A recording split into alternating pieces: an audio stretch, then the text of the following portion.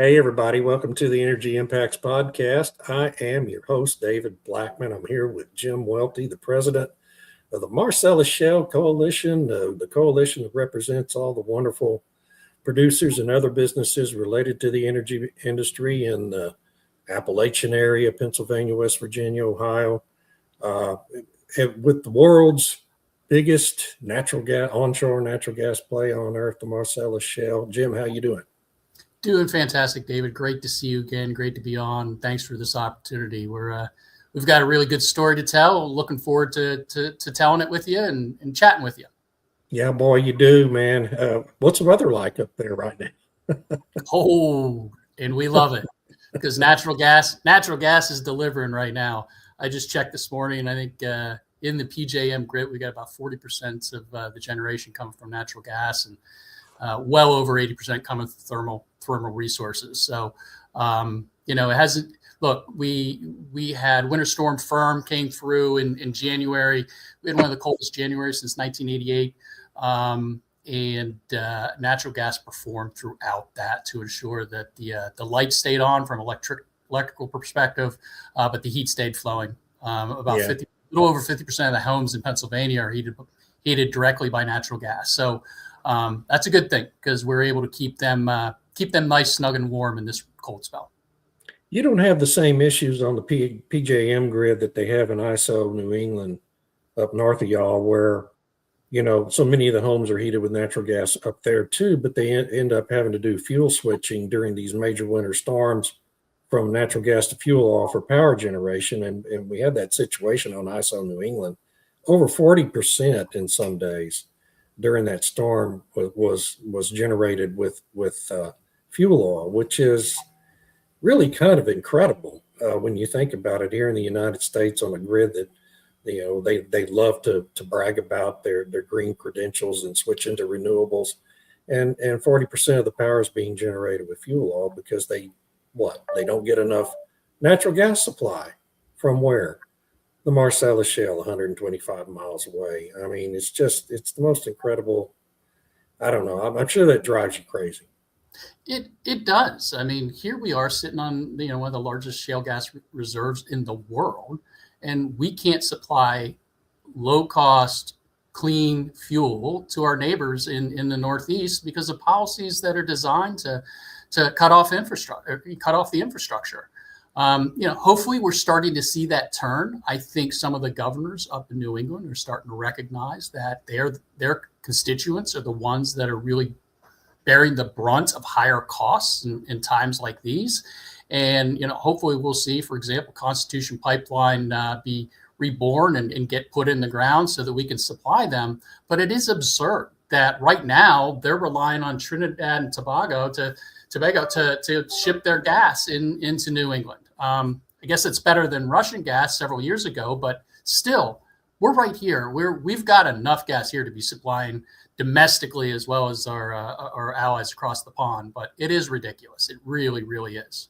And honestly, David, it goes to the policies that you alluded to, and that is, they've been so keen on trying to push out fossil fuel generation that they did it despite their own constituents. And we saw that a little bit here in Pennsylvania. There's something called the Regional Greenhouse Gas Initiative, which is a carbon tax on emissions from power plants. And we saw Pennsylvania's generation go from 5% portfolio of natural gas in 2005 to over 60% today, right? Because of the onset of Marcellus development. But most of those investments were between 2011 and 2019, about $15 billion of private investment to build those natural gas power plants. Yeah. That dried up in 2019 when then Governor Wolf entered Pennsylvania into RGGI. And investors said, we're not going to invest in Pennsylvania if you're going to tax the product that we're trying to create. So fortunately, we pulled out of RGGI. We're hoping to see more generation come online. But I say all that to say, New England has pushed out fossil fuel, and so they now have to rely on Pennsylvania and PJM to provide them the power during these times. So PJM becomes a net exporter of energy when it's cold snaps like this. And, a lot of that energy comes from Pennsylvania. Yeah, and and of course, New England was also relying on Quebec to send down some exported energy into there, but Quebec needed it for themselves, right? And so they didn't get that, and that made them even more reliant on the fuel oil. I mean, luckily, I don't want to badmouth fuel oil and those power plants. They're there for exactly this reason. But this is a situation. We're here in the United States in a modern developed country, and most countries that use fuel oil for their power grids are third world countries like Cuba, some of the Caribbean islands, and other parts of the country that aren't fully developed. Doing it here in the United States is it's really kind of an antiquated means, and it just whenever that's happening here in the United States, it's because of things like this blockade that the state of New York has had on that Constitution pipeline. Basically, Yeah. it's really the only explanation. It's just crazy. Back to PJM though, and I looked at the generation mix here in recent weeks, and it's amazing how steady natural gas is between 40 and 45% of total generation throughout this extreme cold, icy weather. And it's also kind of amazing how little renewables are actually on that grid in terms of wind and solar. In fact, solar is almost flatlined. Wind, it does a little bit every day. But I just wonder, is there a big push in those states to build more wind and solar? Are there heavy subsidies for it? Or is it just not a really good area, particularly for wind, I guess, more than solar? Is it just not an ideal part of the country for that kind of generation? Yeah. So the answer is yes. There's certainly a push to get more wind and solar online. And look, we'll be the first to say you need all resources available. But it's just logical sense that the most reliable energy source is natural gas, and you can't start promoting policies that pick winners and losers. When you've got the largest natural gas field under your feet, you've got the ability to generate energy like natural gas can in conditions like this. You're foolish to not want to promote that. We're starting to see that change from a policy perspective in the Northeast. Look, solar in particular doesn't work up here like it does down in Texas and in the South. Right, obviously. And that you need to be realistic about what the opportunity is when you're trying to build out demand, or excuse me, when you're trying to meet the demand that's growing. And that's what we're facing. We're facing ever growing demand. Every grid operator is. We're no different up here. There's a lot of focus on data centers and AI development in Pennsylvania. And there's only one way to really meet that in a very fast and efficient manner, and that's through natural gas generation. Yeah, it's been very encouraging. Cleanview Partners and a couple other recent studies talking about how natural gas is emerging as the big winner in data center power provision. You can just do it more cheaply and quicker. And there's a lot of innovative solutions related to natural gas aside from just building a new combined cycle plant. There's all these other kinds of turbines that you can install quickly and get that gas generation online very quickly. So it's become the ideal solution, and it just makes perfect sense. One of the things I've been concerned about, and I wonder if you're seeing any of it in Pennsylvania, is, the investment for behind the meter power generation for the data centers. I've had a concern it could just kind of take away capital from the needed investment for base load on the grid. And I just wonder if there's any of those kinds of concerns popping up there in your region. Yeah, there's a very keen focus on that, particularly within the PJM grid. And within Pennsylvania itself, our Public Utility Commission has a heightened focus on that as well. And I think there's an attempt from a policy perspective for a collaborative effort to ensure that as the need for power for data centers arises, we're also not forgetting that there's a need to meet the growing demand on the consumer side with the electrification of everything. So that is very square in the policy discussions in Pennsylvania in particular, but within the PJM grid as a whole. I think you saw President Trump kind of weigh in on this as well, along with Governor Shapiro, trying to resolve that concern. And it is a concern. But the great news is that we know, and I know that I'm going to sound like a broken record, that we have so much of the resource here in the Appalachian Basin that we can meet both demands, demand on the grid side as well as the demand on the growth of the data center side. Yeah.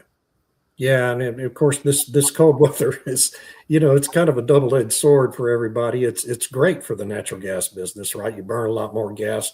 Prices have firmed up a little bit, although they fell back down for a little bit too. But this has been a good time for gas producers, right? I wonder if your members are feeling a little better about economics right now. Yeah, I think there's genuine optimism, and there has been over the last year. And quite frankly, we see that in production levels. We saw a 6% growth in production level from 2024 to 2025 in Pennsylvania, now produced at about 7.7 TCF a year. So that in and of itself demonstrates the optimism. The challenge we still have, though, David, is the infrastructure. Yeah. As I look out at a river right now that's frozen. There's 5 bridges that come across this river. If one of those bridges go down, you can get from one side to the other. That's not the infrastructure that we have here in the Northeast. So when cold snaps come along like this, and there may be a problem with one of the pipelines, we don't have the significant infrastructure that perhaps Texas has and it's built out, where you can quickly kind of readjust where you're putting those molecules. So we need more infrastructure in the ground to ensure that we're meeting the demands that are coming. And that's the big focus right now, is making sure that we can get that pipe in the ground, the processing plants, so that we can continue to supply the needed energy for the region.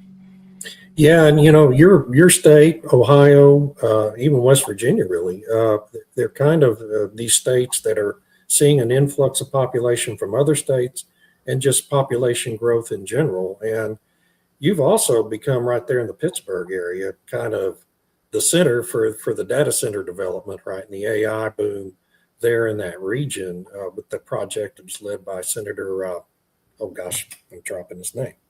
Senator McCormick. Yeah, Senator McCormick. God, I'm sorry. That was announced last year. How's all that going? Has been any big snags with the development of that? Yeah, I got to tell you, Senator McCormick, freshman senator, comes in, and I ran into him in January of last year, right like 2 days after he got sworn in. He said to me, he goes, "I'm going to hold an energy summit. I'm going to put natural gas front and center for the nation." And you hear that and you think, okay. And 6 months later, in July of last year, he put on the Energy Summit in Pittsburgh, announced almost $100 billion of investment into Pennsylvania, most of it surrounding, the AI data center growth, and exciting times right now. And the activity is probably no different than it is in some of the other states, but there's a heightened activity in Pennsylvania because being able to sit right on top of the resource, not have to build out the long haul infrastructure that would be necessary otherwise, is what's really intriguing. So we're starting to see that now come to fruition as developers move forward with their plans. Number of additional announcements have been made with respect to some old generating stations that are being refurbished, whether it's Homer City or others here in Southwest PA, but significant opportunity that it's a great day to be, kind of promoting gas and this new economy that's going to be driven by AI, particularly here in Pennsylvania, because there is excitement, there is a focus on it. And I think there's a commitment at all levels of government, federal, state, local, to really see this come to fruition. And quite frankly, we're seeing the pushback come from the very entities that push back on natural gas development. And they're using the same playbook that they use against natural gas development. So if there's any industry that can be an educator to our developer friends on the AI side of things, it's the natural gas industry, particularly up here in the Appalachian Basin, because we face it every day. We faced it. We understand their playbook. It's all about eliminating fossil fuels, which is a ridiculous base to start from. And so that's what they're starting to see and starting to face. Well, you have to give the opposition credit, right? They are tireless. if nothing else. I mean, they do cling to the same talking points for long after they're debunked and proven wrong. If we were talking before we started recording about the spectacle of the representatives for wind and solar at these legislative hearings after these major winter storms, talking about how solar performed as expected, as it's designed during these winter storms, which means it did nothing. You get nothing out of it, right? And that's what you expect from solar during a winter storm. And saying that with a straight face and great pride, which is pretty extraordinary to me. I'll never forget being down in Austin at the hearing following Winter Storm Uri, where 300 Texans lost their lives, and wind and solar had been the first forms of generation to fall off the Texas grid in that storm. And the solar representative saying exactly that. Yes, solar performed as expected, and everyone in the room laughed. Yeah. You know, I mean, it's just, but they keep saying it as if it's a valid talking point. So they are tireless. It is a crazy goal that they have that can't be achieved, but you can't convince them otherwise. You can't convince them to get off of it. Governor Shapiro is an interesting guy. He's now, I saw a recent poll, he's a potential presidential candidate in 2028. And I know y'all have found some pretty good ways to work with him on issues. I mean, he's a Democrat, but he's been a pretty strong governor just in terms of dealing with the energy business from a standpoint of at least realistic standpoint, right? Is he a guy the industry could work with at a national level, do you think? I don't want to get you off into partisan politics. No, and it's a great question, David, and it's a question I get asked a lot. I've spent some time down in Houston recently, and that was a lot of my, the operators were asking me that very question. He is the first one to say that he is an all of the above energy governor. We wish he'd be a little more bullish on gas and pragmatic about the role that it plays here in Pennsylvania. He has the ability right now to be one of the most transformative governors in the country if he would just embrace our industry and really help in ensuring that we build out the infrastructure that's needed to secure the economic opportunities that are presented right now. And we just talked about some of those, right? I think Senator McCormick and even Senator Fetterman are trying to work with him to see that come to fruition, particularly Senator McCormick. But sometimes he just has a hard time being able to utter the words natural gas. You said it, David. He wants to be president. He considers himself a viable presidential candidate. He's got a gubernatorial race he's got to get through this year first. And I wouldn't say that that's a slam dunk for him. But he also knows that he's got to get, if he wants to get through a presidential primary, there are political calculations he needs to make in terms of, the environmental groups that are going to be picking winners and losers.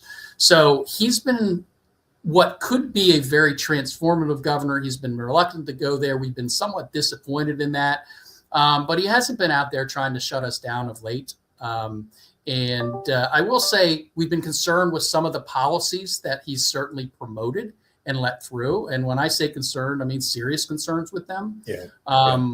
One of them, for example, would be alternative energy portfolio standards that would basically wall off 80% of the market from natural gas electricity being able to be supplied by utilities.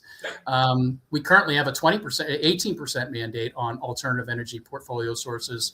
His proposal would basically take that to 50%. He creates a subsidy for some other energy sources, and it leaves coal and gas competing for 18% of the market, which is ridiculous when we produce over 60% of the energy here in Pennsylvania. So policies like those send mixed signals to operators and send mixed signals to the industry. On the infrastructure question, it's more than just pipelines, right? I mean, obviously you need additional pipeline capacity in the Marcellus, coming out of the Marcellus, but it's more than that, isn't it? I mean, what about LNG? Is there any opportunity for an LNG export facility in the Pennsylvania region anytime soon, do you think? Yeah, a great question, David. And a lot of conversation at high levels about whether we can site an LNG export facility in Philadelphia. One of the reasons is obviously it's close to the product right here in the Marcellus Shale fields, only 10 60, 80 miles away from some of the richest gas that we can produce. And then it's about a third the cost of shipping when you take the product from Philadelphia and go across to our European allies versus trying to get down around the Gulf Coast there. So it reduces costs from about a third. So there's been a lot of conversation about whether, in where to site that in the Philadelphia region. The building trades have been very active with that. The governor's been part of those conversations, investors. So I think there's somewhat optimism, but there's a lot of hurdles to overcome. We talked about those, environmental NGOs that are very active. They're no more active anywhere than they are in Philadelphia. Yeah. So that's the challenge there. But there is optimism because of the need for LNG and the location to market. So I want to use that as a way to segue into this question about the European Union. We have this move now in the EU, the European Commission, to start to kind of wean the continent supposedly off of U.S. LNG and look for alternative suppliers, which seems extraordinarily illogical to me, I guess is a good word for it, given their methane reduction and CO2 reduction goals. Don't we produce the cleanest natural gas on earth here in the United States? I mean, basically from the Marcellus Shale, right? Much of which flows to the Gulf Coast to be exported. Isn't it the cleanest natural gas in the world? It is, and you're certainly, I think you're referring to Dan Jurgensen's, the EU's energy secretary's comments about trying to wean off of U.S. LNG.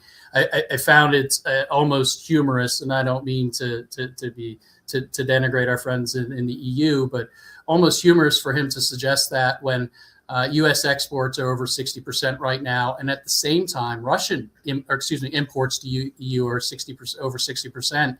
And Bloomberg just reported that Russian imports are almost at an all-time high at about 18%. And we know that ban takes effect in less than a year for them to import. So they're going to have to rely on, their allies. And I think it's more political talk than it is anything else.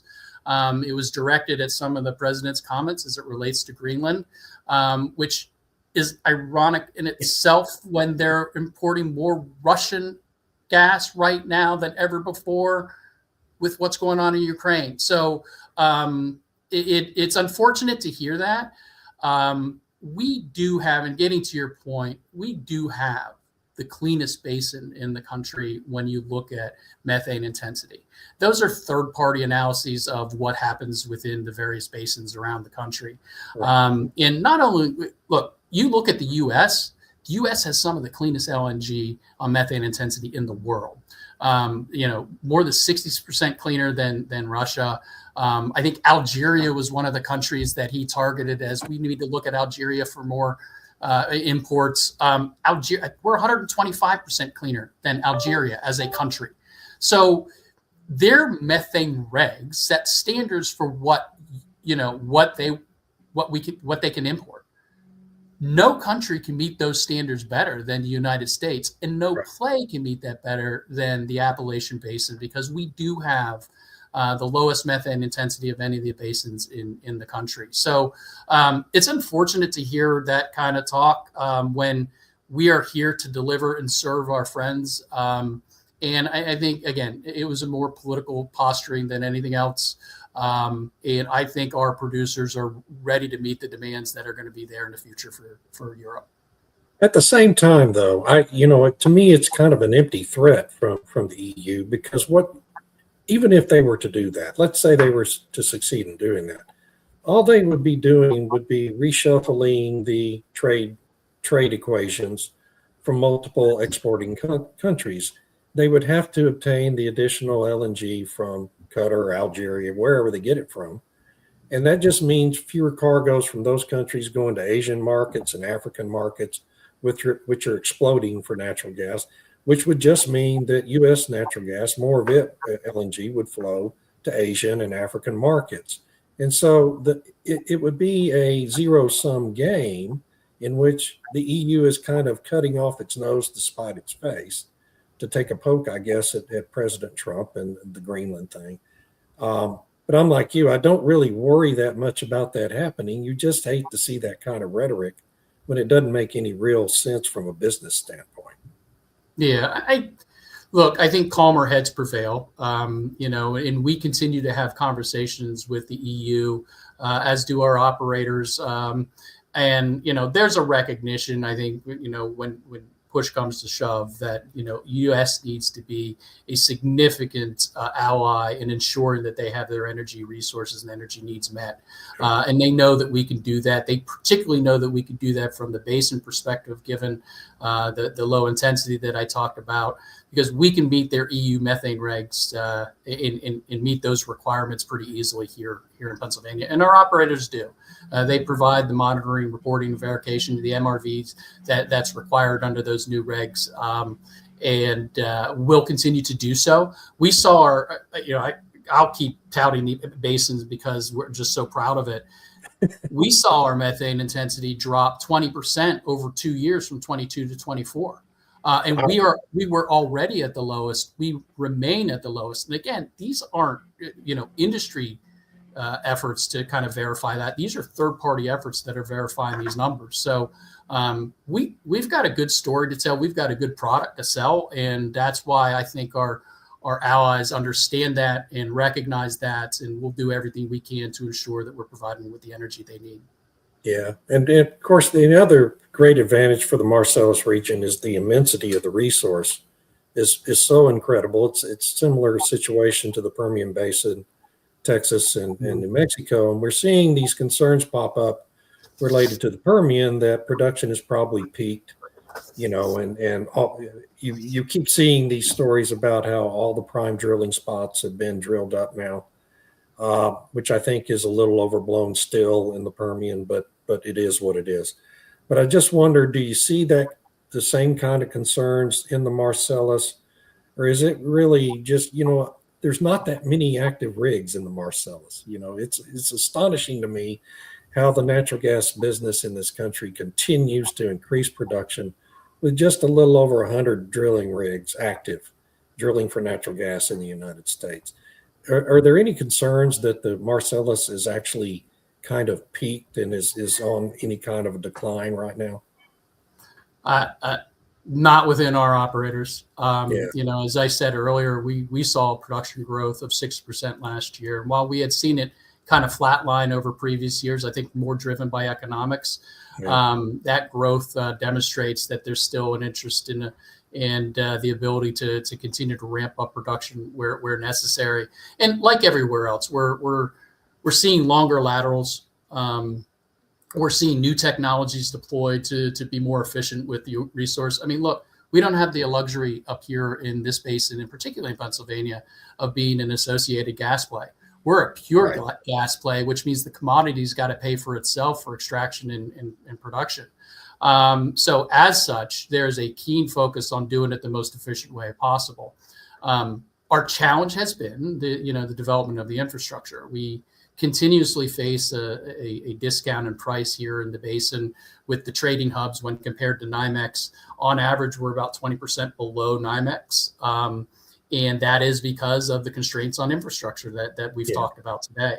And that's why we need to be building out that infrastructure to ensure that, one, the supply can get to market when it's needed to get to market, but two, to make it an even more economical play to even grow that production. But there is the resource is rich. There's a lot of opportunity, and I think our operators recognize that. Most of them are in growth modes. Well, Jim, I can't thank you enough for joining me. It's always a pleasure to talk to you. It's such a, the Marcellus is just like the greatest natural gas success story in the history of this country, really, onshore. And I just always love talking about it. tell folks how they can follow what you guys are doing, how they can get in touch with the coalition, and you know, people who want to learn more. Where can they go? Yeah, so you can go to marcelluscoalition.org to learn more about our organization. A lot of real detailed information about the Appalachian Basin, a lot of information about the MSC. We put out about weekly a blog that really hits on some key, whether it's policy issues or economic issues, or to respond to some of the detractors, to really put the facts out there.